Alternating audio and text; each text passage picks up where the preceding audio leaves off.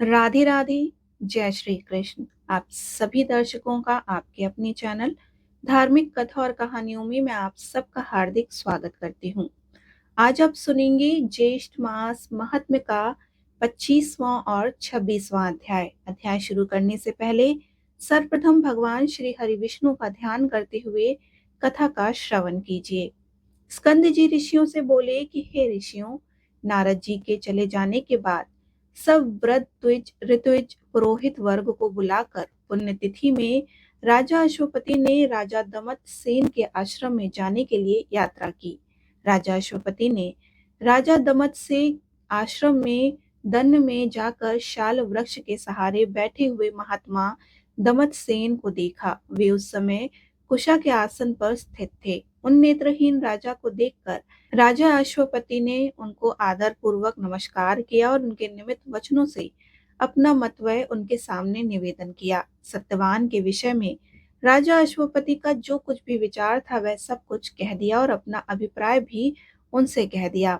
इसके बाद राजा अश्वपति कहने लगे कि हे राजा, ऋषि मेरी शोभना कन्या सावित्री नाम की है। हे धर्मराज, आप उसको अपनी पुत्र वधू के रूप में ग्रहण कीजिए।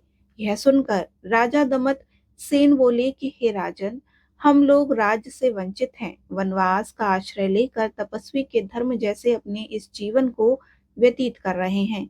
आपकी कन्या इस वनवास के आश्रम में रहने के योग्य नहीं। वह कन्या भला इस शीत को किस प्रकार से सहन कर सकती है।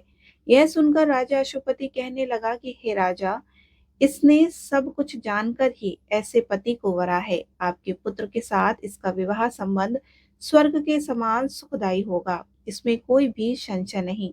हे राजन, मैं आपके सुहृदय भाव के शरण में तैयार होकर ही आया हूँ। मेरी आशा को आप नष्ट ना करें। मुझे आपसे बड़ी ही आशा है। आपका अयोग पुत्र भी मुझे अभिमित है, अर्थात आपका अयोग पुत्र भी मुझे प्रिय है और इसी तरह मेरी अयोग कन्या भी आपको अभिमित है। आप भी मेरी इस कन्या को अपनी पुत्र वधू बनाने के निमित्त और आपका पुत्र उसको भार्या बनाने के निमित्त ग्रहण कीजिए। यह सुनकर राजा दमत सेन बोले कि हे राजन, मेरा विचार पहले ही आपके साथ संबंध करने का था, परंतु उस समय मैं राज्यहीन हूँ, इसीलिए मैंने अपना निश्चय आपसे कह दिया। इसके पश्चात दोनों राजाओं ने आश्रमवासी सभी द्विज को एकत्रित करके विधि पूर्वक विवाह संस्कार कर दिया। अशुपति वर के योग कन्या का सामग्री के सहित दान करके परम हर्ष के साथ अपने घर को वापस आए। सत्यवान सर्वगुण संपन्न उस भार्या को पाकर अति ही प्रसन्न हुआ और सावित्री भी इच्छित भर्ता को पाकर अत्यधिक प्रसन्न हुई। सावित्री ने अपने पिता को चले जाने के बाद संपूर्ण आभूषणों को उतार दिया, तत्कल के आभूषणों और कांस के वस्त्रों को धारण कर लिया। सावित्री ने अपना सेवा नर्मदाशील और समस्त गृह कार्य में सेवा करके सभी को प्रसन्न किया। इसी प्रकार उस आश्रम में सदैव ही निवास करने वाले सत्पुरुष को वह प्रसन्न करती रही। राजा ऋषि सत्यवान भी ऐसी पतिव्रता स्त्री को पाकर अत्यधिक प्रसन्न हुआ, परंतु सावित्री के मन में शयन गमन आदि करते हुए सभी समय दिन रात देवर्षि नारद जी की बात बनी रहती थी। परंतु वे दोनों ही उस वन के एक भाग में इंद्राणी के सहित इंद्र के समान आनंद करते थे। इस प्रकार कुछ समय उनका बीत गया। स्कंद जी ऋषियों से इतनी कथा सुनाकर आगे कहते हैं कि हे ऋषियों, तद कुछ समय बीत जाने पर नारद जी का बताया हुआ वह समय भी आ पहुंचा। नारद जी का बताया हुआ वह समय आ गया और जो कुछ नारद जी ने सावित्री को बतलाया था वह सभी कुछ सावित्री ने हृदय में निरंतर बना ही रहता था। सावित्री प्रतिदिन उस समय की गणना कर रही थी। सावित्री 3 रात्रि का व्रत धारण करके अब रात दिन एक ही आसन पर बैठी रहती और चौथे दिन इस व्रत की समाप्ति करूंगी, अपने मन में उसने ऐसा निश्चय किया। राजा दमतसेन अपनी पुत्र वधू का दुख साध्य नियम सुनकर बड़े ही दुखी हो गए और स्वयं उठकर सावित्री के पास आए और आकर सावित्री से श्रेष्ठ वचन कहने लगे। वह बोले कि हे राजपुत्री, तुमने यह अति ही कठिन नियम का प्रारंभ किया है। स्कंद जी कहने लगे कि हे ऋषियों, 3 दिन का समय बहुत ही कठिन से बीतने के योग्य है, क्योंकि 3 दिन में अपने पति की मृत्यु का कारण जानकर इसी बीच में उस तपस्विनी ने 3 दिन का नियम ग्रहण किया था। उस सावित्री को यह निश्चित था कि चौथे दिन उसका पति मर जाएगा। इस प्रकार सत्यवान, कुठार अर्थात कुल्हाड़ी पिटिया टोकरी को कहा जाता है। वह लेकर लकड़ियों लेने के लिए वन को चला गया। उस सत्यवान को वन में जाता देखकर सावित्री उससे बोली कि हे मानद, आज आप मेरे कहने से वन को न जाइए। यदि आप जाना ही चाहते हैं तो फिर मैं भी आपके साथ चलूंगी। हे प्रभु, मुझको इस वन तथा आश्रम में रहते हुए अब 1 वर्ष बीत गया है। सावित्री की इस बात को सुनकर सत्यवान उससे कहने लगा कि हे शुद्धनी, मैं स्वतंत्र नहीं हूँ। मेरे माता पिता से तुम पूछ लो। हे सुचिमते, यदि वह कहते हैं तो फिर तुम मेरे साथ चली चलना।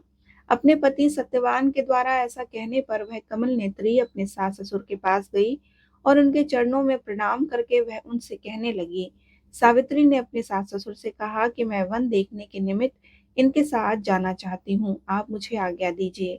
मेरा मन पति के साथ वन जाने को कर रहा है। सावित्री के ऐसे वचनों को सुनकर राजा दमतसेन उससे बोले कि हे भद्रे, हे सुरते, तुमने व्रत किया है, अब उस व्रत के पारण का समय है।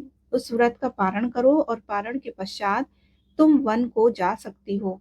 यह सुनकर सावित्री बोली कि हे तात, मैंने रात्रि को चंद्रोदय होने के पश्चात भोजन का नियम किया है और हे तात, आज मैं पति के साथ वन देखने के लिए जाना चाहती हूँ। मुझे पति के साथ वन में किसी प्रकार का कोई कष्ट नहीं होगा। यह बात सुनकर राजा दमतसेन बोले कि हे पुत्री, तुम जैसा चाहती हो वैसा ही करो। इतनी बात बताकर स्कंद जी मुनियों से आगे बोलते हैं कि हे मुनीश्वर, सावित्री सास ससुर को प्रणाम करके अब सत्यवान के साथ वन को चल दी और वन समस्त बार बार अपने पति को रास्ते में देखती हुई चलती रहती तथा विकसित पुष्पों वाले वृक्षों और सुंदर फल फूलों वाले वृक्षों से व्याप्त वन को भी देखती जाती। उस वन के वृक्षों के नाम अपने पति से पूछती हुई और कभी मृग समूह को देखती हुई चल रही थी। वह सावित्री हृदय में बड़ी ही कांप रही थी और उसका मन बड़ा ही व्याकुल था। उस वन में जाकर सत्यवान ने शीघ्र ही फलों को लेकर काष्ठ को भी ले लिया। एक भर भोज बांधकर अब तैयार कर लिया। वह सती साध्वी पतिव्रता वट वृक्ष के समीप बैठकर अब उस पिटारी को फलों से भरने लगी और सत्यवान उस काष्ठ को कुठार से फाड़ने लगा। इसी समय सत्यवान के सिर में वेदना होने लगी और वह सावित्री से कहने लगा कि हे भद्रे, शूल के समान कांटों के दर्द से मेरा सर फटा जा रहा है। हे सुरते, मैं तुम्हारी गोद में सोना चाहता हूँ। अपने पति की यह बात सुनकर वह विशालाक्षी मनमासी सत्यवान की मृत्यु का समय उपस्थित समझकर उसी स्थान पर बैठ गई। सत्यवान भी सावित्री की गोद में अपना सिर रख कर सो गया। तब वहां एक कृष्ण पिंगल पुरुष आया। इस प्रकार श्री ज्येष्ठ मास महात्म्य सावित्री सत्यवान कथा वर्णम 25वां और 26वां अध्याय संपूर्ण हुआ। बोलिए श्री हरि विष्णु भगवान की जय। आइए अब हम आपको राम सेतु तीर्थ के महात्म्य का स्मरण कराते हैं। मुनियों से पूर्व काल में चंद्रवंश राजा पुण्यनिधि मथुरा नामक पुरी का पालन किया करते थे। किसी राजा पुण्यनिधि मथुरा में अपने पुत्र का राज अभिषेक करके अंतपुर में रानियों के साथ स्नान करने के लिए उत्सुक होकर राम सेतु नामक तीर्थ में गए। उनके साथ उनकी चतुरंगी सेना भी थी। वहां पर धनुष कोटि में संकल्प पूर्वक स्नान करने उन शेष ने वहां के अन्य तीर्थों में भी स्नान किया और भक्ति पूर्वक भगवान रामेश्वर की सेवा की। इस प्रकार उन्होंने बहुत काल तक उसी तीर्थ में सुखपूर्वक निवास किया और वहां पर रहते हुए राजा पुण्यनिधि ने किसी समय भगवान विष्णु को प्रसन्न करने वाला यज्ञ किया। यज्ञ पूर्ण होने पर वे अपनी स्त्री और परिवार के लोगों के साथ अब भरत स्नान के लिए श्री रामचंद्र जी के धनुषकोटि में गए। वहां उन्होंने विधि पूर्वक स्नान किया और इस प्रकार राजा पुण्यनिधि जब उस तीर्थ में निवास करते थे, उस समय एक दिन राजा की भक्ति की परीक्षा लेने के लिए भगवान विष्णु ने लक्ष्मी जी को भेजा। वे लक्ष्मी जी 8 वर्ष की सुंदर बालिका होकर गंधमादन पर्वत पर गईं और उस समय राजा पुण्यनिधि धनुषकोटि में स्नान करने के लिए गए हुए थे। वहां स्नान करके पुण्य कर्म करने के पश्चात राजा ने अलौकिक रूप सुंदर और सुशोभित एक 8 वर्ष की कन्या को देखा। उस कन्या को देखकर राजा पुण्यनिधि ने उनसे पूछा कि बेटी, कि तुम कौन हो, यहाँ तुम्हारे आने का क्या प्रयोजन है। राजा ने उस प्रकार पूछने पर उस कन्या ने कहा कि हे महाराज, मेरे ना तो माता है और ना ही पिता, ना ही मेरा कोई भाई बंधु है और ना ही कोई दूसरा। मैं तो अनाथ हूँ। मैं आपकी पुत्री होकर रहना चाहती हूँ। आपको मैं पिता के रूप में देखती हूँ।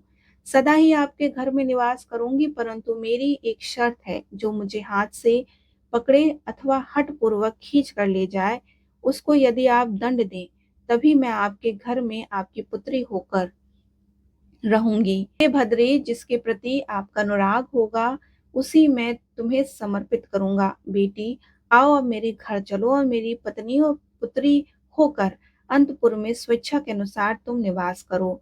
बहुत अच्छा कहकर कन्या राजा के साथ उनके घर को गई। राजा ने अपनी पत्नी के हाथ में उस कल्याणमयी कन्या को सौंप दिया। रानी का नाम विंध्यजावली था। राजा ने उनसे कहा कि अपनी रानी से कहा कि हे रानी देवी, यह हम दोनों की पुत्री है, तुम सदैव दूसरे पुरुषों से इसकी रक्षा करना। विदेव ने राजा की आज्ञा सिरोधार्य करके राजा के हाथ में उस कन्या का हाथ अपने हाथ में ले लिया। राजा के द्वारा कन्या का पुत्र की भांति अब पालन पोषण होने लगा। वह लाल प्यार और सुख से राजभवन में रहने लगी। तब जगदीश्वर भगवान विष्णु अपनी लक्ष्मी को ढूंढने के लिए अब वैकुंठ से निकले और राम सेतु पर गए। वहां सब और भ्रमण करते रहे और वे इसी समय फूलदने और कौतूहल से वह कन्या अपनी सखियों के सहित राजा के गृहों उद्यान में गई और वृक्षों से फूल चुनने लगी। तब भगवान विष्णु ब्राह्मण का रूप धारण करके वहीं पर आकर खड़े हो गए। ब्राह्मण को सहसा वहां पर आया देखकर वह कन्या ठिठक कर वहां खड़ी रह गई। उस मधुर भाषण कन्या को देखकर उस द्विज ने शीघ्रता पूर्वक उसका हाथ पकड़ लिया और यह देखकर वह कन्या अपनी सखियों के साथ उस उपवन में चिल्लाने लगी। उसकी चिल्लाहट को सुनकर राजा पुण्यनिधि वहां पर आ गए। राजा ने उस कन्या और उसकी सखियों से पूछा कि बेटी, तुम इस समय अब सखियों के साथ क्यों चिल्ला उठी? यह सुनकर वह कन्या बोली कि हे पांडेनाथ, इस ब्राह्मण ने हठ पूर्वक मेरा हाथ पकड़ लिया था। यही उस वृक्ष के नीचे और निर्भय होकर खड़ा है। राजा परम बुद्धिमान और सद्गुणों से निधान था। तब राजा पुण्यनिधि ने उस ब्राह्मण का यथार्थ बल न जानते हुए, अर्थात वास्तविक बल न जानते हुए, हठ पूर्वक उस ब्राह्मण को पकड़ लिया और रामेश्वर मंदिर में ले जाकर वहां उसके पैरों में बेड़ी डालकर और हाथों में रस्सी बांधकर पुनः उस ब्राह्मण को मंडप में लेकर आए। अपनी पुत्री को आश्वासन देकर राजा ने अंतपुर में भेज दिया और स्वयं भी परम सुंदर भवन में जाकर शयन किया। सोते समय उन्होंने स्वप्न में उस ब्राह्मण को देखा और वह ब्राह्मण शंख चक्र गदा पद्म और वनमाला से विभूषित था। उस ब्राह्मण के वक्षस्थल पर कोष तो मणि का आभूषण शोभा पा रहा था। ब्राह्मण के रूप में साक्षात श्री हरि विराजमान थे। उन्होंने अपने श्री अंगों में पीताम्बर धारण किया हुआ था और उनके श्री अंगों की कांति कृष्ण मेघ के समान श्याम थी। उनके मुख पर मनोहर मुस्कान की मनोहर छटा छा रही थी। स्वच्छ दंत पंक्ति चमक रही थी। कानों में मकरा आकृति के कुंडल शोभा पा रहे थे। विश्वदेन आदि पार्षद उनकी सेवा में उपस्थित थे। भगवान शेष शैया पर लेटे हुए और नारद आदि देव ऋषि उनकी स्तुति कर रहे थे और वहीं उन्हीं के निकट राजा पुण्यनिधि ने अपनी उस कन्या को भी देखा, जो कि विचित्र कमल के समान विराजमान थी और कन्या नहीं साक्षात लक्ष्मी जी थी। उन्होंने अपने हाथ में कमल धारण कर रखा था और उनके मस्तक पर काले काले घुंघराले बाल बड़ी ही शोभा पा रहे थे।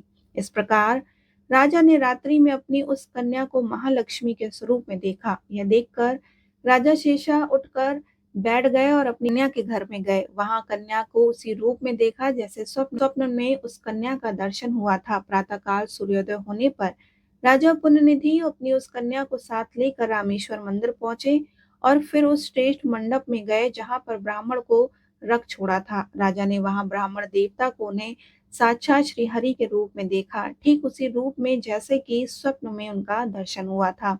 वनमाला आदि चिन्हों से पहचाने जाने पर भगवान विष्णु को जानकर राजा ने उनकी इस प्रकार से स्तुति की। स्तुति करते हुए राजा पुण्यनिधि कहने लगे कि हे कमलकांत, आपको नमस्कार है। हे गरुण ध्वज, आप प्रसन्न होइए। हे सारंगपाण, आपको नमस्कार है। आप मेरी अपराध को क्षमा करें। आप निर्गुण अप्रेम तथा बुद्धि के साक्षी विष्णु हैं, आपको नमस्कार है। संपूर्ण जगत को धारण करने वाले परमात्मा श्रीनिवास को नमस्कार है। कृपा मूर्ति, आपके लिए नमस्कार है। हे मधुसूदन, आप मेरा यह अपराध क्षमा करें। इस प्रकार महाविष्णु की स्तुति करते हुए राजा पुण्यनिधि ने स्वर्ण जीवों की जननी श्री लक्ष्मी जी का भी सत्वन किया। श्री लक्ष्मी जी का सत्वन करते हुए राजा पुण्यनिधि कहने लगे कि संपूर्ण जगत को धारण करने वाली देवी, आपको नमस्कार है। आप भगवान विष्णु के वक्षस्थल में निवास करने वाली आपको नमस्कार है। समुद्र से प्रकट हुई हरिप्रिया हे लक्ष्मी, आपको नमस्कार है। आप ही सिद्धि, पुष्टि, स्वधा, संध्या, प्रभा, धात्री, भूति, श्रद्धा, मेधा और सरस्वती हैं। आपको बारंबार नमस्कार है। हे देवेश्वरी, आप ही यज्ञ विद्या, महाविद्या, अतिशोभ, शोभामय विद्या, आत्मविद्या तथा सभी प्राणियों को मुक्ति देने वाली हैं। आपको नमस्कार है। संसार की रक्षा करने वाली जगदम्बिके, आप अपनी दया दृष्टि से मेरी रक्षा करें। हे महेश्वरी, आप ब्रह्मा जी की माता हैं। आपको नमस्कार है। हे महालक्ष्मी जी, इस प्रकार की स्तुति करके राजा ने उन भगवान विष्णु से इस प्रकार प्रार्थना की। वे बोले कि हे विष्णु, मैंने अज्ञानवश आपके पैरों में बेड़ी डालकर जो रखी है, जो इस समय आपके प्रति अपराध किया है, वह स्पष्ट ही द्रोह है।